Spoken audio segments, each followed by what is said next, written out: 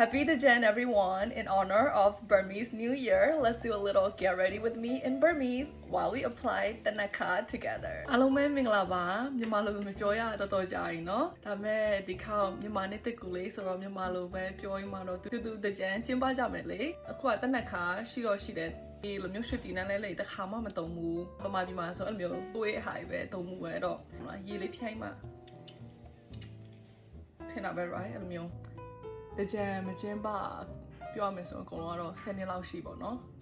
ပမာပြည်တကြံအရန်လွမ်းပါတယ်တနက်ခါလဲလေမလိမ့်တာအရန်ကြပြီတကယ်ပြောတာတနက်ခါလိမ့်တာငွားလိုက်တာဝေါငယ်တော့အချိန်လေးတို့ပြန်ရင်မှတတိယတော့ငယ်တော့အကြောင်းသွားတိုင်းတနက်ခါလိမ့်တာ